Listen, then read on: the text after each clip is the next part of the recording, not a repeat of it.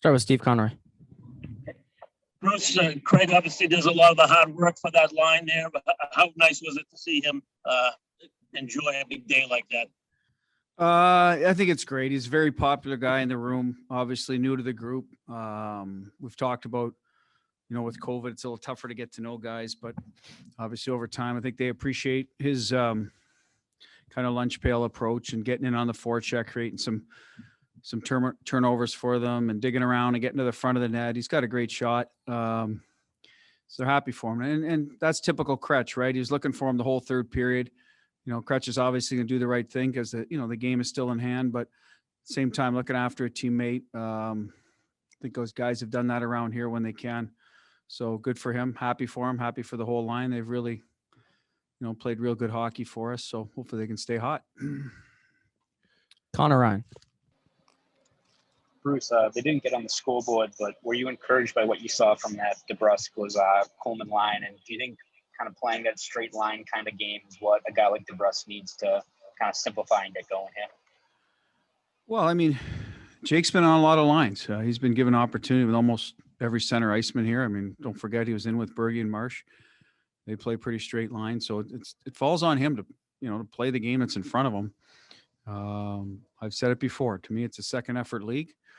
If he's willing to do that, he'll have success in this league. And I thought Kuhlman back in the lineup did a lot of that. Took it to the net, shot the puck when he had opportunities, cut in and tried to attack the net whenever possible. So the line was good.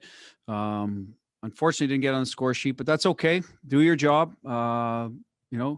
Create energy for us, physicality if it's there. Obviously, Kuhlman and Jake aren't necessarily wired that way, but if they can get on top of their D with foot speed and good sticks and hockey IQ, that's fine as well.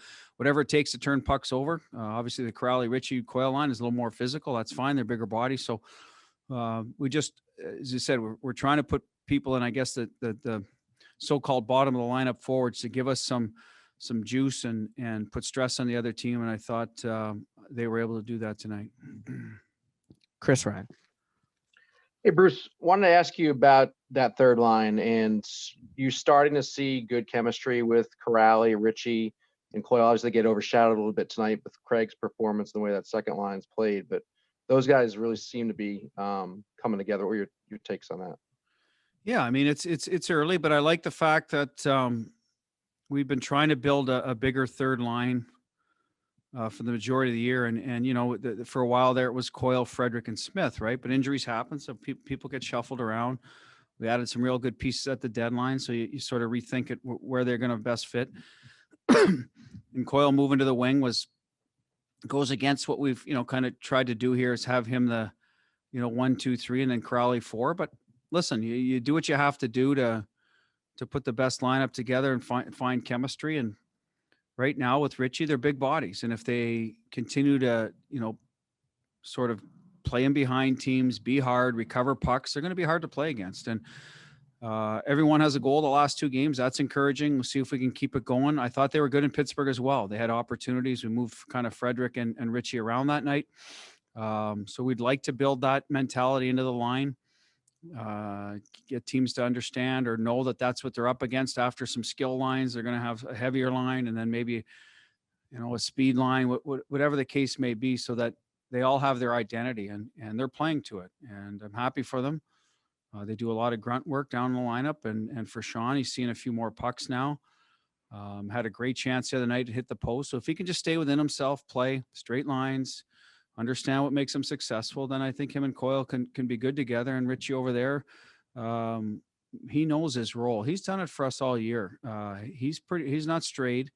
He knows what he is. Be good on the walls, get to the front of the net, finish some plays, be physical.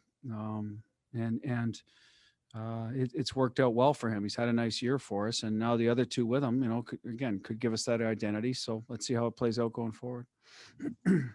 Jimmy Murphy. Hey, Coach. Just to stay sort of on that line, but more specifically Kuraly there. He seemed when you put him in the center there on that line, he seemed to really embrace the role, and he's done that before. When you've switched him around the lineup, but there just seemed to be something more about. He really wanted to maybe help Coyle get his game going, really help the team there. What have you noticed about just that and him lately? And I guess him as a leader right now. Well, there was a time of the year, Jimmy, where we sat down with Sean. I think we had sat him out and sort of said, listen, don't lose your identity. Doesn't mean you can't bring certain things. And I thought he was pressing then and for whatever reason. And so it's our job to sort of get him back on track.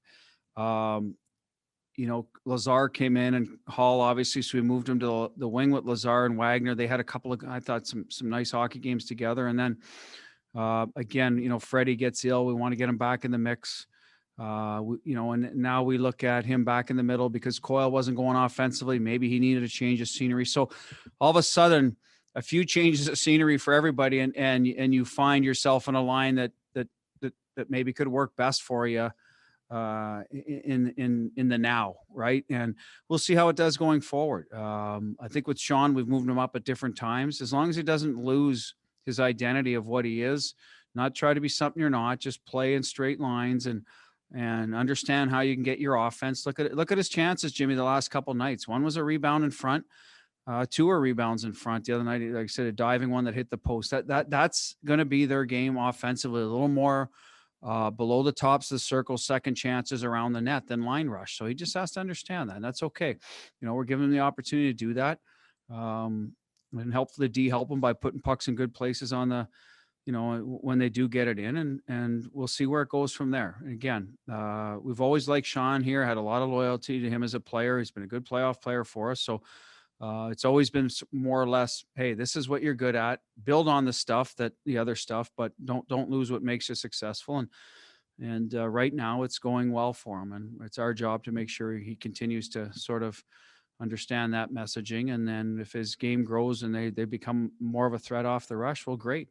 Build your game. That's a good thing, but don't lose your foundation either.